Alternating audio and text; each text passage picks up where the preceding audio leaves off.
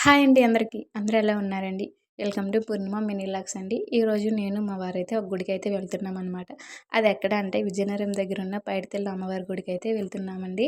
అది ఎప్పటినుంచో వెళ్ళాలనుకున్నాం గానీ వెళ్ళలేకపోయాము. అమ్మవారి అనుగ్రహం ఉంటే గానీ వెళ్ళలేము అనేది నేను అనుకుంటాననమాట.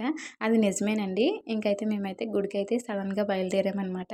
ఇంకా అమ్మవారి గుడికి వెళ్ళే ముందు మాకు దగ్గరలోనైతే ఇక్కడ పోలమ్మ తల్లి గుడైతే ఉంటదండి. శ్రీ శ్రీ పోలమాంబ గుడి అంటారనమాట.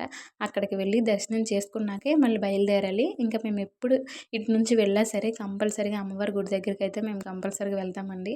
వెళ్ళి అమ్మ దర్శనం చేసుకున్నాక ఇంకా బయలుదేరిపోయామనమాట. ఇంకా వర్షం అయితే చాలా గట్టిగా పడుతుంది. వర్షం పడుతుంది కదా అని చెప్పి ఒక కాఫీ షాప్ దగ్గరైతే మేము ఆగామండి. ఇంకా కాఫీ షాప్ దగ్గరైతే ఆగాం కదా! కాఫీ అయితే ఆర్డర్ ఇచ్చామనమాట. కాఫీ అస్సలు బాలేదు. నాకైతే నచ్చలేదనమాట. ఎందుకంటే షుగర్ అంతగా లేదు, తక్కువుంది. ఇంకా కాఫీ తాగేసి ఇంకా అక్కడి నుంచైతే మేము బయలుదేరిపోయామనమాట.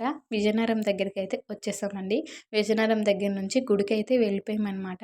గుడి దగ్గరికి వెళ్ళిపోయాక అక్కడ కొబ్బరికాయ, అరటిపళ్ళు అవన్నీ తీసుకున్నామండి. కొబ్బరికాయకి సెట్ అలా తీసుకున్నాము.